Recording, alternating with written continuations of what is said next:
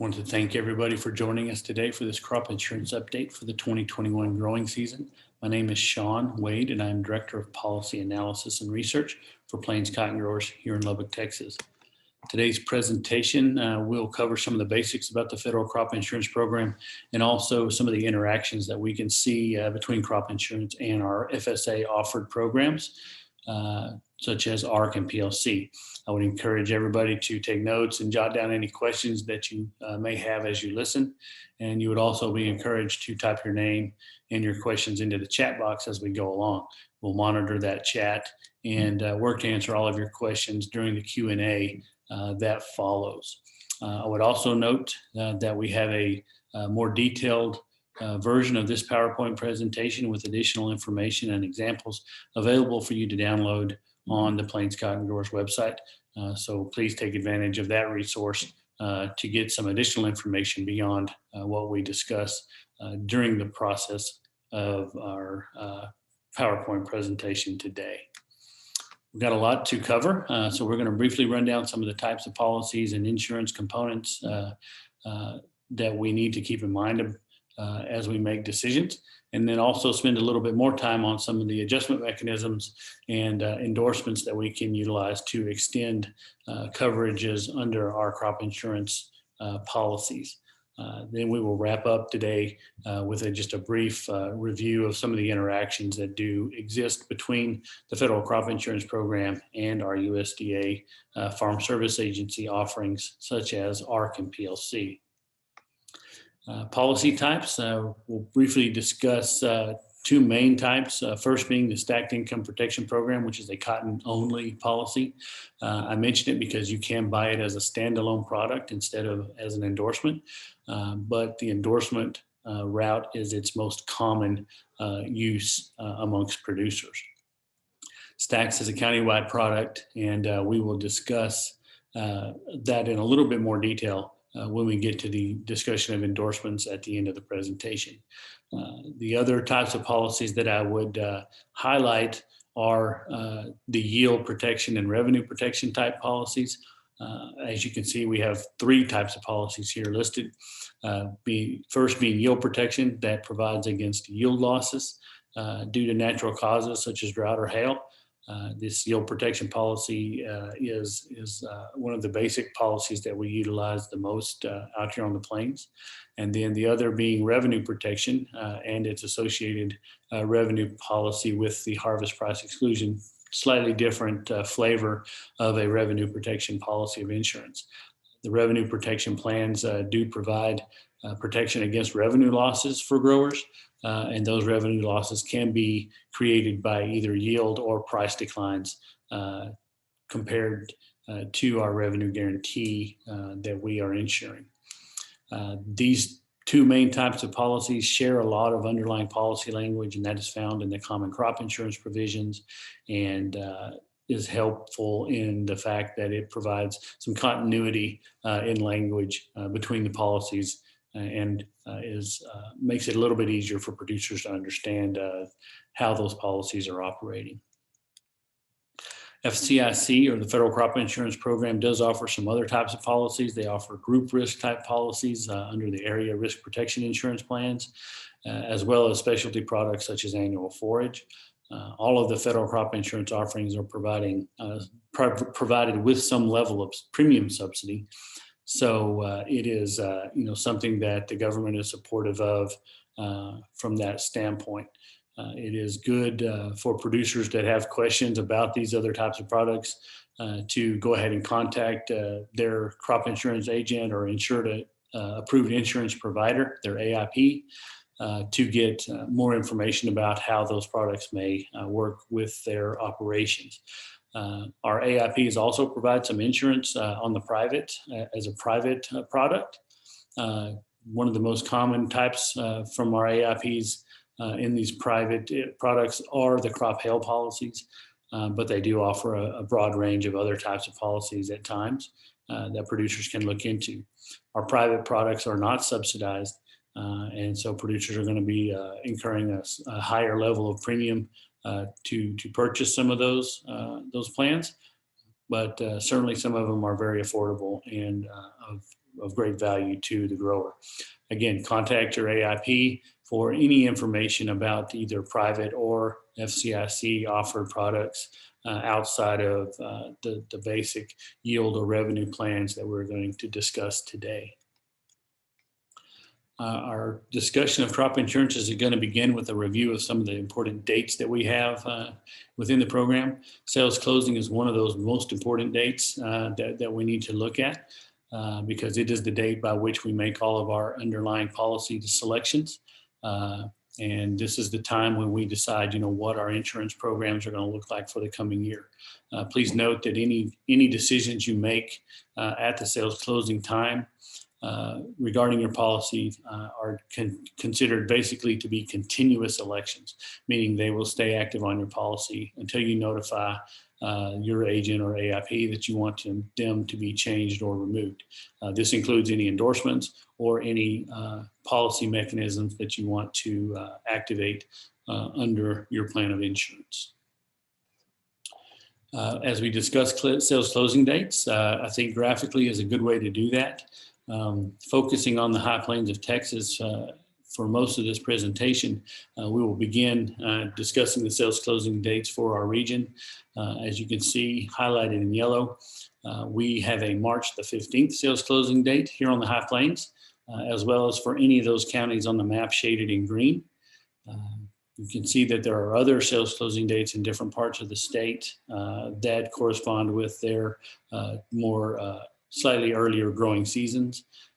So those dates correspond to those planting periods as well. Closely related to the sales closing date is the price discovery period for the crop insurance. And as you can see under the March 15th highlighted in yellow, the discovery periods for our projected and harvest prices are listed there. Projected insurance prices are established during the month of February, and then our harvest price is established during the month of October. And as you are probably aware, these are calculated using the average daily close values from the December futures contracts for cotton during that February 1 to February 28th or October 1 to October 31st period.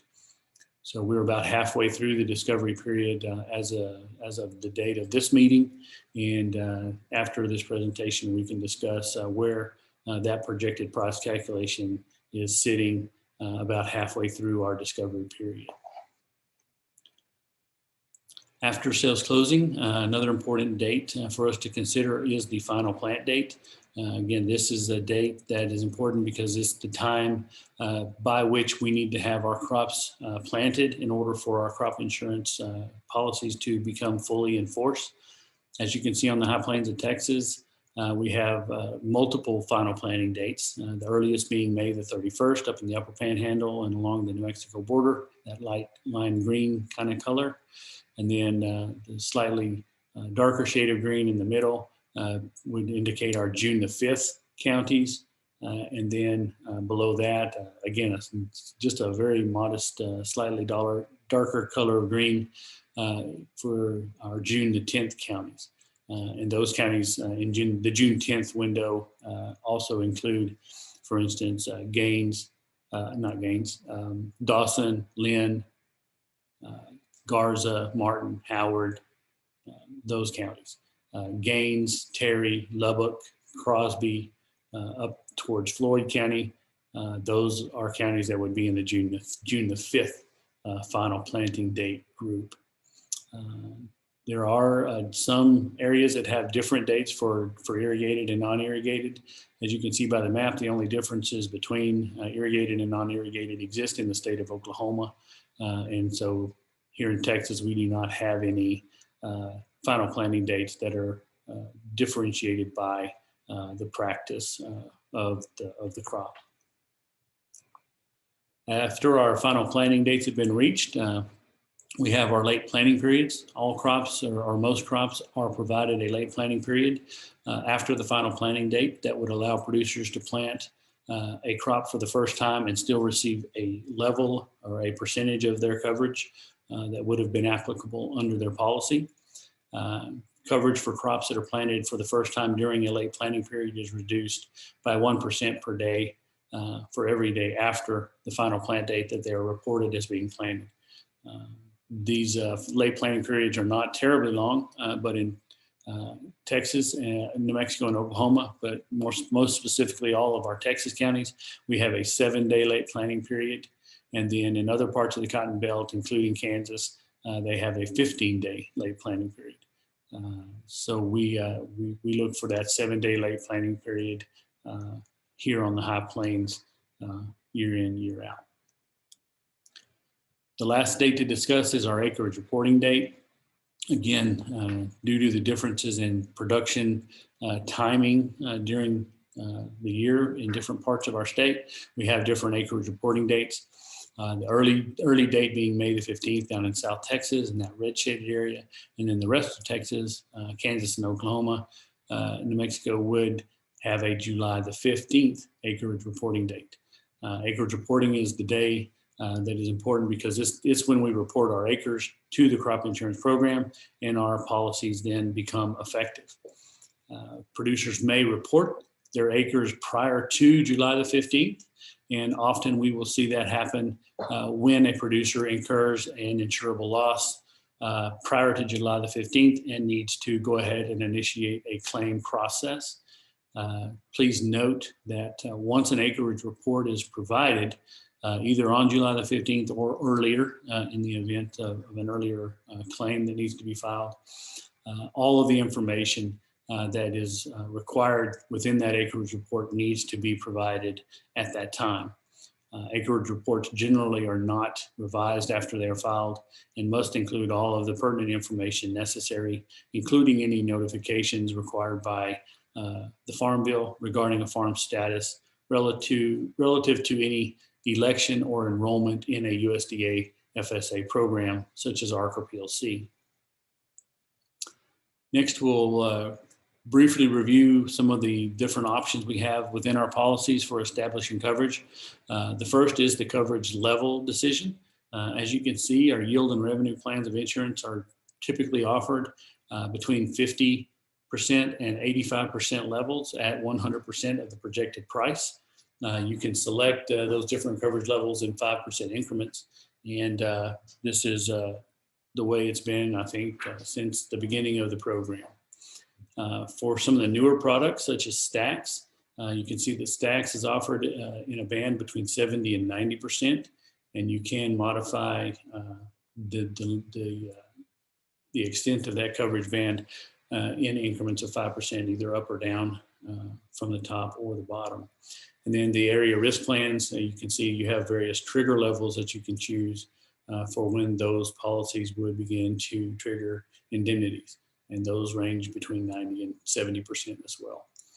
There is one other type of policy that you can purchase, one other level, and that is the CAT policy, or the Catastrophic Risk Protection Endorsement.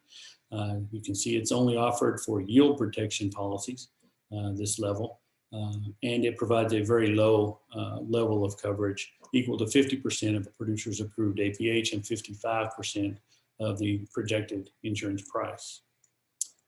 Corresponding to the coverage levels that we select to establish how much insurance we're buying are the subsidy rates that are associated to tell us how much those premiums are going to cost us.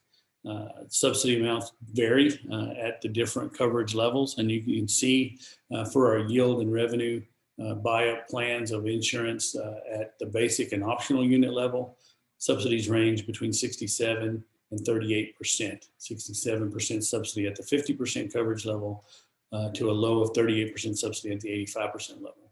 When we look at yield and revenue policies with an enterprise unit structure, however, we see a different subsidy structure, with the government opting to pick up 80% of the gross premium for all coverage levels between 50 and 70% when we utilize those enterprise unit structures. And then you can see the subsidy drops off slightly once we get above 70%. So we'll see a lot of enterprise unit policies bought at the 70 and 75% level to take advantage of those very attractive 80 and 77% subsidy rates respectively. Stax also has a different subsidy rate. Stax is offered with a flat 80% subsidy, either purchased as a standalone plan of insurance or as an endorsement. And then those area risk plans come with different subsidy levels depending on the trigger point that you determine for the policy. Another note about the CAT level premiums and policies. You'll note that for catastrophic risk protection under that yield protection plan of insurance, the government basically pays 100% of the premium. However, producers are required to pay $300 per crop per county administrative fee to help cover costs associated with delivery. Limited resource producers can get that fee waived. And it's also important to note that CAT coverage only being available for yield policies is also further restricted to only basic unit structures. No optional units are offered with a catastrophic risk protection endorsement policy. The next section is some of the levers that we can turn within the insurance policy to help enhance our coverage. And to do that, we need to kind of quickly review some of the yield types that we have within the insurance program so we can kind of refresh our memories on what they are when we discuss those with our insurance agents and our providers. The first reminder, I guess, definition here is for the T yield. You'll know, most of us are aware, T yields are 5-year average yield per planted acres that are established by crop and by practice within a county. These yields are typically updated every 3 to 5 years and are used either to help establish coverage levels for new producers or for most of us utilized within the yield adjustment mechanism to provide us a yield plug when our actual yields fall below 60% of that T yield value. When those yields fall below that, we do get to utilize the yield plug and substitute 60% of T for our actual low yield in that growing season within our database. The other yields that we have there are fairly common, and you may be aware of what they are, but let's just quickly review them. The average yield, that's often known as our rate yield, is simply an unadjusted APH history yield, and that is the yield that we use to determine the premium rates that we get charged for our insurance policies. The adjusted yield is very similar to the average yield, except that it does include yield plugs, yield substitutions applicable under that YA yield adjustment mechanism. So the adjusted yield would be your true APH yield plus with the utilization of any yield plugs for low production years. The approved APH yield is the one that really counts for us next. And that is the approved APH yield is the average yield that we use to establish the coverage levels under our policy. So an approved APH yield is going to take into account all of the mechanisms that we have available to us and we have decided to employ on our database to enhance our APH levels. That includes yield plugs, the new quality loss yield substitution option, trend adjusted yield adjustments, and also the imposition or utilization of any exclusions through the yield exclusion option. So once we've gotten all of those 4 options that we want to have working within our policy and in place, the end result would be the approved yield, the approved APH yield we use to establish our coverages. So let's talk about those policy adjustment mechanisms. The first I'm going to mention is a price adjustment and not a yield-based mechanism. It is only available with a yield protection plan or policy and would allow a grower to purchase their insurance at a reduced insurance price. You can reduce that price anywhere between 70 and 100% of the projected price. It's not a very commonly utilized provision, but could be utilized to reduce policy costs in times of really high prices, for instance. Let's shift gears though to the yield side, because that's where we really have some opportunities to improve the amount of coverage that we purchase through the federal crop insurance program. As I've already mentioned, the yield adjustment mechanism is one that's very familiar to most of us. Those are our yield plugs So anytime we have an actual yield fall below 60% of the county's T yield, we would get to substitute that 60% of T value into the database to calculate our APH for that growing season. So that's a really good and long-term mechanism that most of us utilize on our policies. The next one to list is the yield exclusion mechanism, and that is a relatively new one that allows a producer the option to exclude certain years from their APH database for calculation purposes. The bar for being able to exclude a year is that the county must have produced less than 50% of its previous 10-year average county yield per planted acre in order for it to become a year that's eligible for exclusion. However, once a county has met that distinction and produced a yield below 50% of that 10-year average, it becomes eligible, that year becomes eligible for an exclusion for producers over the next 10 years or so, as long as it would be applicable within our databases.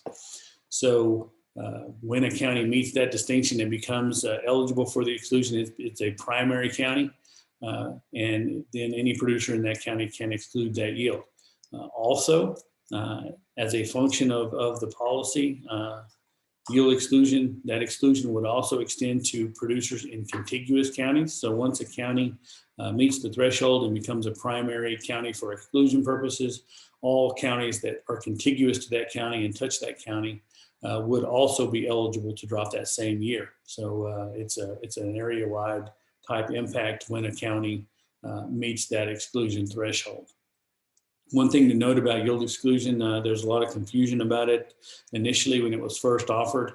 It's important to note that yield exclusion is not a product or option that requires you to exclude all of the years that are eligible for exclusion within your database. So as a producer, you can pick and choose the years from among those eligible years to exclude, and hopefully have some ability to fine tune how much APH yield benefit you can achieve through the yield exclusion option.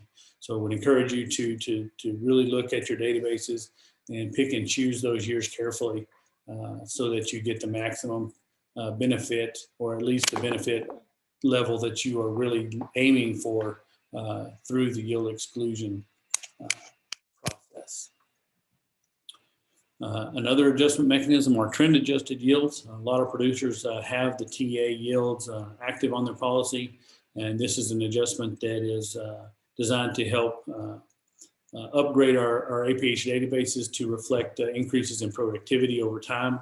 The amount of those trend adjustments are mandated in the actuarial documents, so the amount of that annual yield trend adjustment is set in the actuarial documents, and then it is then implemented within your database according to the rules that are established for the TA product option. I would encourage you to discuss the TA trend adjusted yield selection with your AIP or your agent, and they can explain to you how it's actually applied to your database, how those trend yields are worked into your database to give you a more accurate reflection of increased productivity through technology. The last adjustment is the quality loss option. This is a new option for producers in 2021 and came from a mandate that came out of the Farm Bill for RMA to find a way to mitigate the adverse impact that quality adjustments typically have on a producer's APH history within their database. So what, in a nutshell, the quality loss does is it allows a producer for any year that they have had their actual production reduced because of a quality adjustment and had that reduced production value inserted into their database for APH purposes, it will allow the producer to go back to that year and substitute their actual production level from that year, the higher production level from that year, back into the database for purposes of calculating the APH for the policy. This should make the quality adjustment provisions a lot more palatable for growers and prevent any downside impacts to producers who are looking at utilizing quality within their policy. The last thing that we're going to talk about are some endorsements that we have available to us under the crop insurance program. The first one is going to be the cottonseed endorsement, and this is an endorsement that actually works within your underlying policy to provide some yield-only coverage relative to the value of cottonseed and the amount of cottonseed that we would have produced or been expected to produce when we experience a cotton loss on the lint side of the equation. The cottonseed endorsement is available to both upland and ELS cotton policies at any level other than the catastrophic risk level. And you can add the cottonseed endorsement to either a yield or a revenue plan of insurance. You can also add it to other endorsements such as stacks that we will discuss here in a few minutes. One thing to note about the cottonseed endorsement, though, to reiterate, it does provide yield-only coverage. So even when you add cottonseed to a revenue plan of insurance, the cottonseed portion is going to function on a yield-only basis. Premium rates for the cottonseed endorsement will be the same rate that would be charged for cotton lint insured under a yield protection policy. And the subsidy rate for the endorsement would also match the subsidy level for the underlying policy's coverage level that was selected by the grower. In terms of the yield guarantee for cottonseed, it is calculated by multiplying the producer's approved APH yield for the cotton lint on that policy for that year by a state level conversion factor. And that's how we get the approved APH yield for cottonseed purposes. And it's important to note, because we're using this proxy process by calculating the seed value based off of our cotton lint numbers, no separate production reports are required for the cottonseed endorsement. Everything is proxying and working off of our lint yields. Also, cottonseed endorsement, any acres with the endorsement on it that receive a preventive planting payment on the underlying policy would also see a cottonseed endorsement based PP payment be added to that particular type of an indemnity. Historically, cottonseed endorsement's been around for 10 years now. It was created by Plains Cotton Growers through the 508H program and approved as a nationwide pilot program in 2011. So 2020 marked our 10th year for the endorsement to be available to producers. And since its inception, it's been one of the most popular endorsements offered by the federal crop insurance program. It has in fact been added to more than 30,000 insurance policies annually, virtually from the very beginning of it being available to growers. In that 10-year history, it has also been a tremendous benefit to producers, having paid over $1.1 billion in extra indemnities to growers who have suffered yield losses in cotton. This is money that's paid on top of the indemnities that they would have otherwise already been paid for on their cotton lint. So let's shift gears a little bit now to true endorsements that are additive to our insurance policies, that are being added onto our insurance policies to provide a separate amount of coverage and protection. These would include the SCO, supplemental coverage option, enhanced coverage option, ECO, and then the stacks endorsements. All of these products are designed to sit and work in conjunction with an underlying insurance, producer's insurance, and also to fill in some of the gap that's created within their insurance policy as a deductible based on their coverage level that they choose.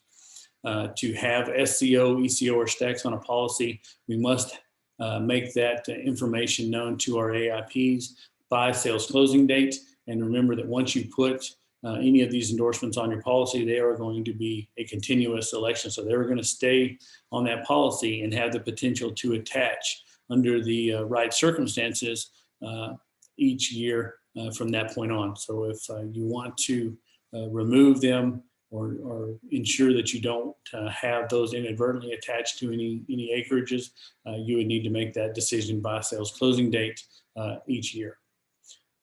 SCO and ECO and the stacks are all going to follow the types of coverage that are provided by the underlying policy that you're purchasing them in conjunction with. So if you have a yield policy, these endorsements would provide yield coverage at the county level. And if you have a revenue plan of insurance, these endorsements would provide revenue protection based off of the county's experience as well. They utilize all of the same projected and harvest prices as the underlying policy. And then again, to establish that county level yield or revenue, they are going to use yields established for the county by the USDA RMA program. Payments under these products are all essentially going to be determined by the county's experience and would not be affected by whether or not you receive a payment on your underlying policy. So you could certainly receive loss payments on both the underlying policy and a Stacks SCO or ECO endorsement, or it is possible that you could experience an individual loss and not receive any payments under the endorsement because the county did not trigger. And then of course it works the other way as well. You could not see any individual loss on your operation, but the county as a whole had a problem, and you could see a payment through the endorsements based on those county level experiences. Let's get a little more detail about supplemental coverage option. Again, this is one that's designed to work with your underlying policy and cover some of that deductible that we may have. You can add it to yield or revenue plans of insurance, and it is available for both Upland and ELS Cotton. As we discussed, SCO does trigger on an area basis, and the trigger point for that county level loss is 86% of the county's expected either yield or revenue, depending on the type of policy you have underlying the SCO endorsement. And then the SCO endorsement would pay out its full amount when the county's revenue or yield falls below the percentage of the underlying policy that the producer has purchased. So our yield guarantees for SCO are established based on the range between our underlying insurance policy coverage and 86%.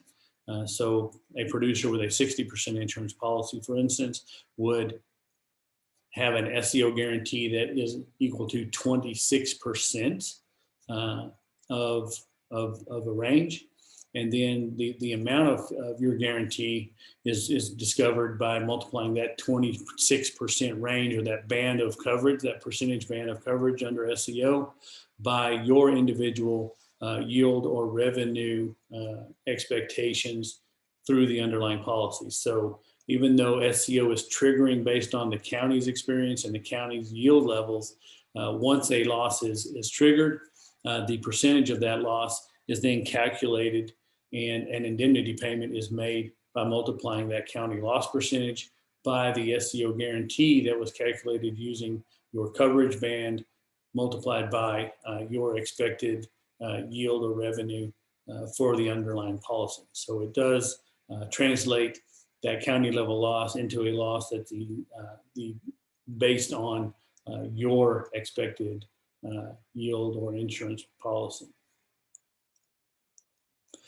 Graphically, SCO looks like this, the gray bars being our underlying policy, SCO in the purple band. You can see that coverage begins up at the top at 86% all across the board. And then the band of that coverage, or how many percentage points of coverage we have, is dependent on the underlying policy. Again, the difference being in that 60% example, the difference between 60% and 86, that 26% band then would be utilized to determine the guarantee amount for the endorsement. SCO does have some customization that you can do to it. You can use a coverage percentage selectable between 50% and 100% to reduce how much coverage you're purchasing through the endorsement. Obviously, the default level is 100%, so you're ensuring the full value of that band of coverage relative to your expected yield or revenue numbers. But if you wanted to save a little bit of money or just reduce the amount of coverage that you're purchasing, you could use that coverage percentage to reduce that anywhere from 100% down to as little as 50% of that expected amount. As I noted before, with the cottonseed endorsement, cottonseed can be added to all of these endorsements that we're discussing, SCO included. And so it can provide that yield-only cottonseed bump when losses are triggered at the county level as well. Subsidy rates for SCO are 65%. So any SCO endorsement that's purchased will be subsidized at 65% of the premium.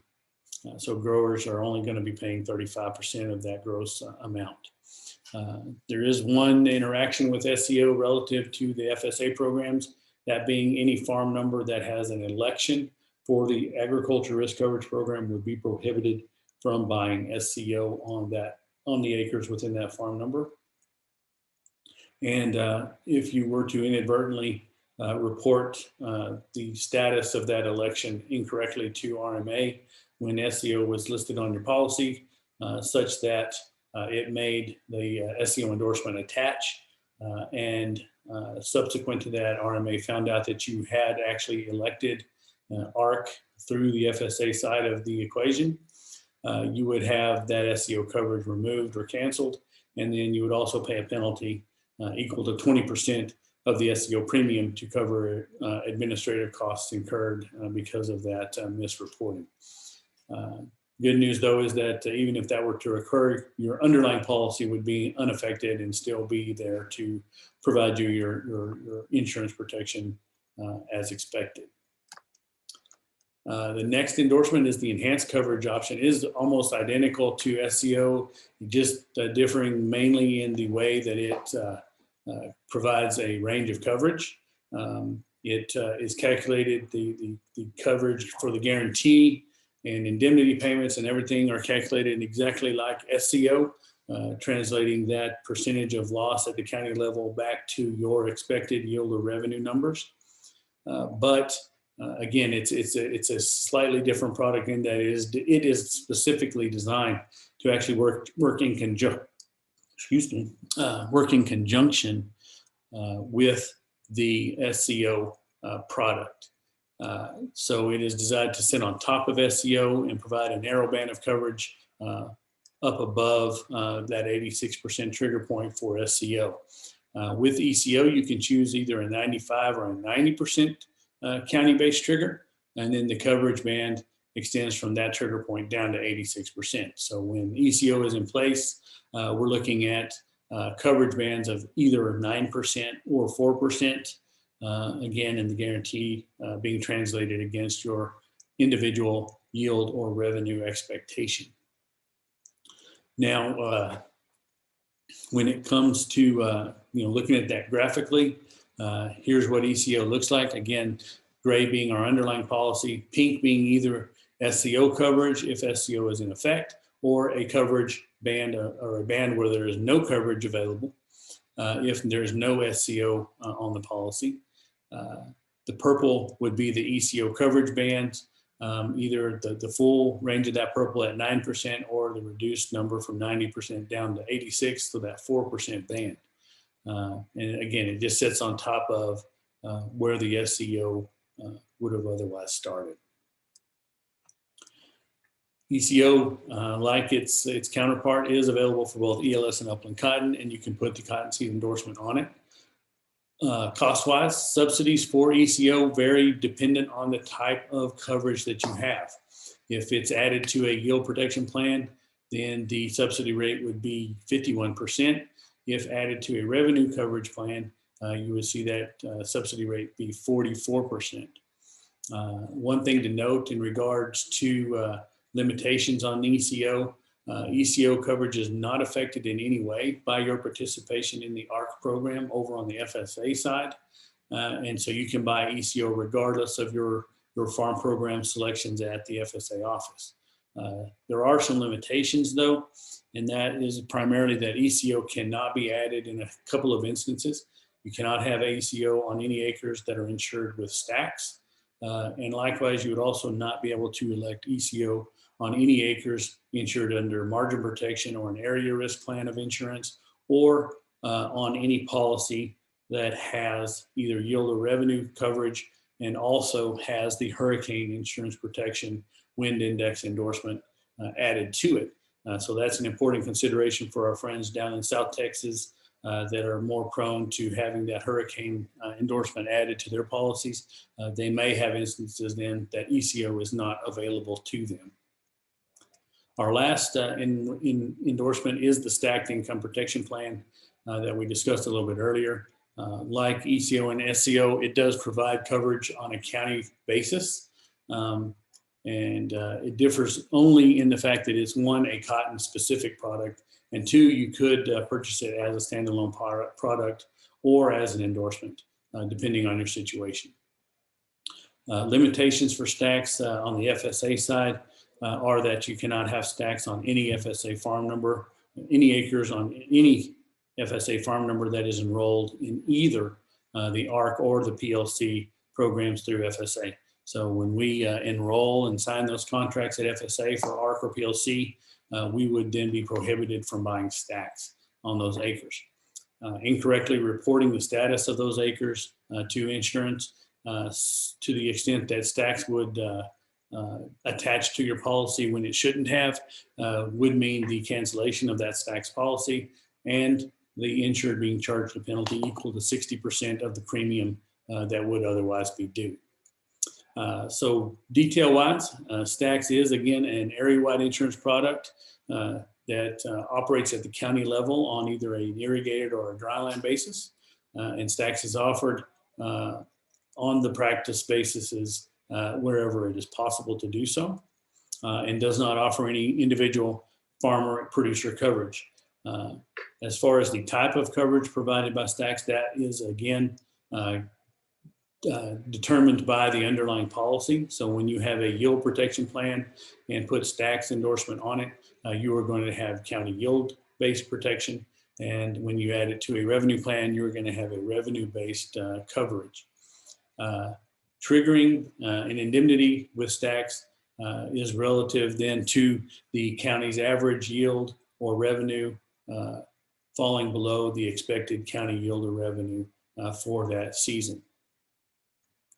Graphically, stacks is going to look like this. Again, the gray bars being the underlying coverage, pink bars being the uncovered or non-insured range that might fall between our underlying policy and the stacks coverage band. That band extends in the purple between 70 and 90%. And as you can see, you can insure that full 20% band all the way from a 50% level up to a 70% policy level relative to that underlying insurance program. Once you get above 70% and into the 75, 80, and 85% levels, you'll see the stacks coverage band is reduced.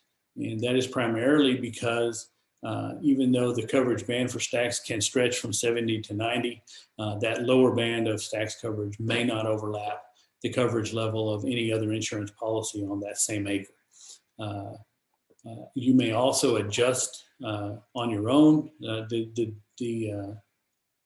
breadth of that coverage band by adjusting the percentages from either the top or the bottom in 5% increments. So you can reduce a trigger point from 90 down to 85 or 80%, or you could reduce the bottom end of that coverage from 70 up to 80% to ensure a narrower band of insurance, but still have a higher trigger level. So it's pretty flexible in that regard, and would allow you to do some manipulation on the production side or on the policy side to limit how much insurance you're actually purchasing.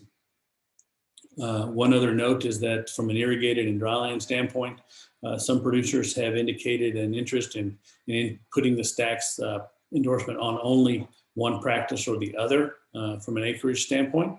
And the policy does provide a mechanism for you to actually use that adjustment, those 5% adjustments on the top and the bottom end, to actually create a zero band of coverage for one practice or another if you so desire to do that. But that is an important decision that would have to be made at sales closing. As I mentioned before, the Stack's indemnity is going to be based on that relationship between the county's expected yield of revenue and the actual yield of revenue in that growing season. And the loss amount would be calculated based on the county's expected yields and revenue information. Because it's completely based on the county level numbers, Stacks does not require the calculation of a grower's APH, and you are not you're not required to do anything in that regard to determine an indemnity. It is important to note that growers should be reporting their production levels by unit, even when they have Stacks employed in order to accurately maintain their APH database histories. Another program lever that you can have to either enhance or reduce the amount of coverage you purchase under the Stacks program is the protection factor. And it just simply allows the amount of that Stacks guarantee to be either increased or decreased in 1% increments between 80% and 120% of the expected levels to provide you some additional insurance protection value there if you want to take advantage of it. As we noted earlier, the premium subsidy rate for Stacks is 80%, and the government's going to be picking up 80% of those premiums, and the grower only 20% of that cost.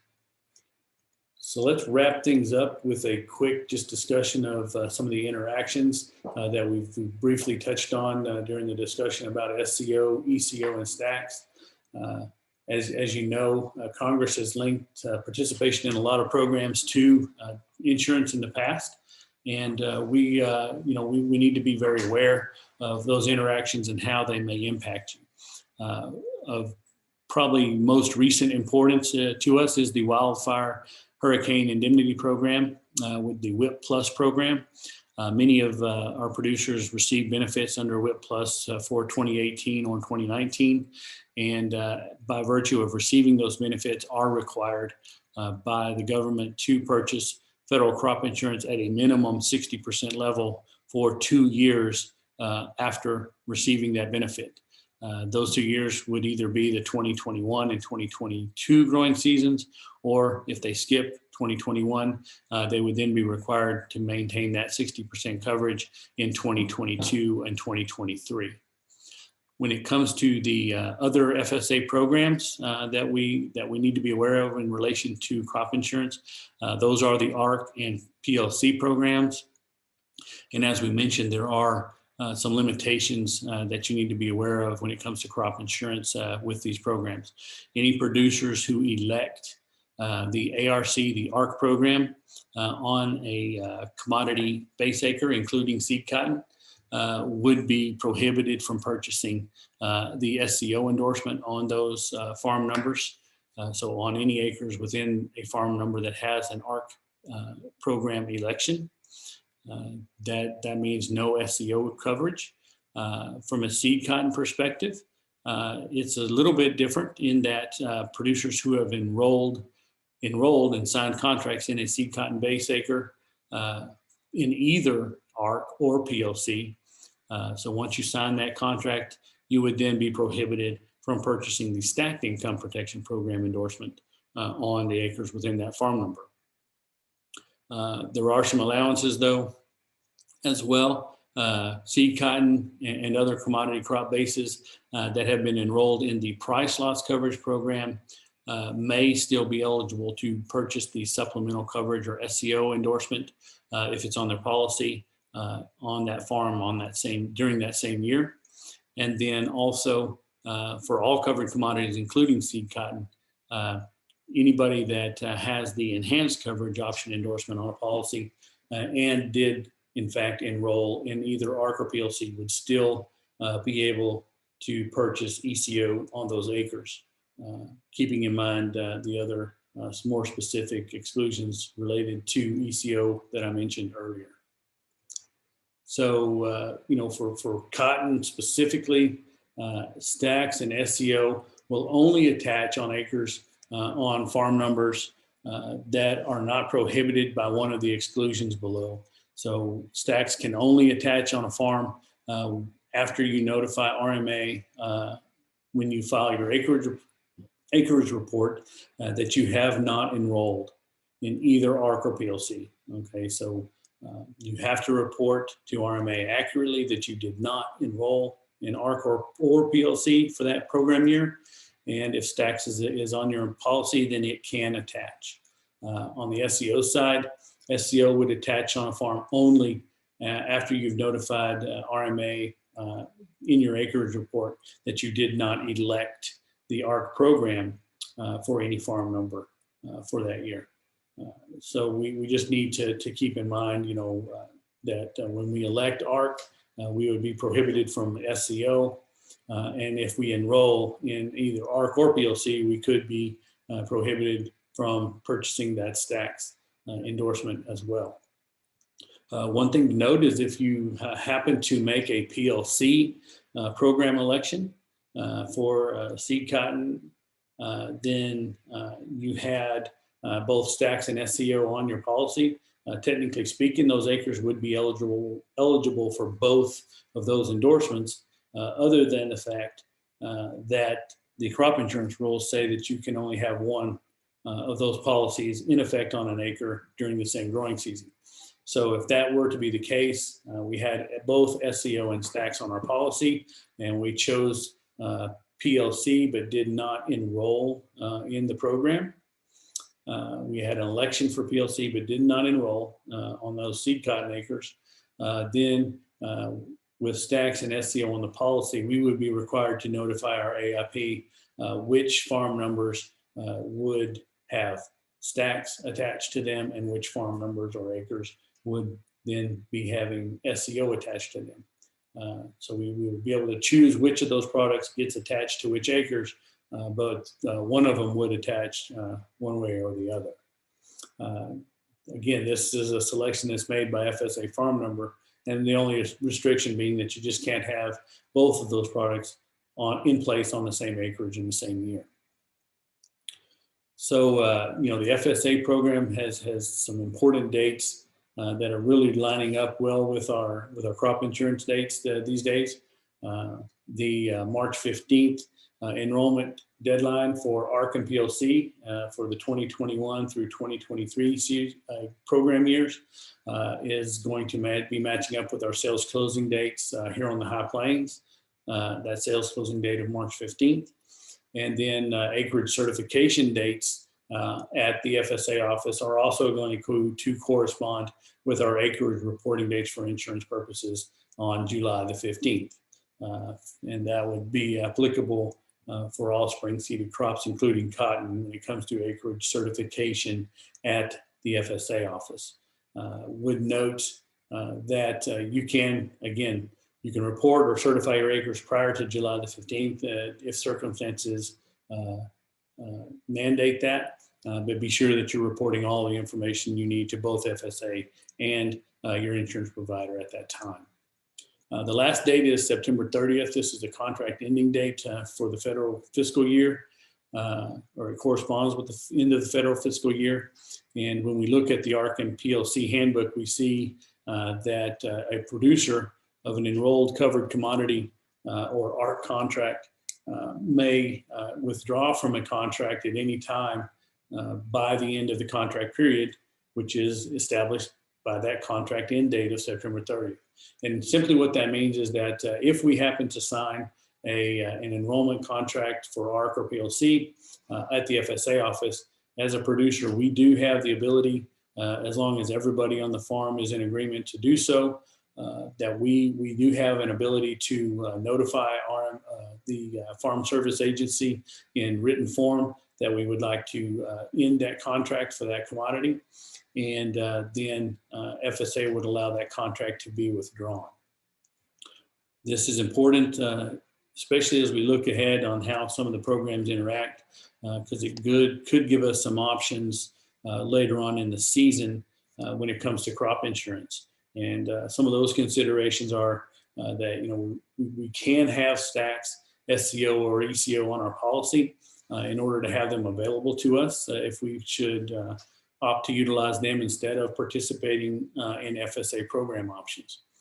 And we should also remember that if we have a farm that has an ARC or PLC contract in force, or in place, I should say, signed and in place, that we could still, if we properly withdraw that farm or those farms from that FSA contract, we could technically then allow those stacks endorsements to attach on those farm numbers. The important thing being that we would need to properly withdraw that FSA contract by the acres reporting date for crop insurance, since that is the time when the crop insurance program takes a snapshot to determine the eligibility for the different crop insurance products. So your rule of thumb really is one, to make sure you've got everybody on board with the plan, but two, if you have a farm that is enrolled in either an ARC or a PLC contract and decide later that you want to withdraw your enrollment from the FSA program on one or more of those farms so that a crop insurance product could attach, you really need to be very focused on notifying the Farm Service Agency by the crop insurance acreage reporting date that you want to withdraw that contract. So in fact, whichever is earlier, either the acreage reporting date of July 15th or the date that you actually report those acres, that is the date that you need to make sure that you have already notified FSA that you want to withdraw that contract. So I would encourage you, if that's a consideration, again, make sure that if that's the route you want to go, that everybody's on board. First step.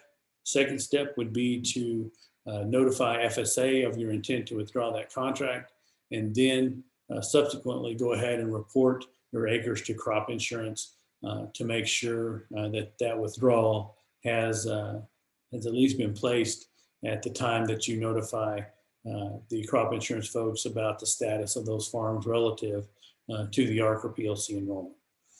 So with that, let's close the presentation, and then we'll go back to the live view, and let's take some questions. Thank you.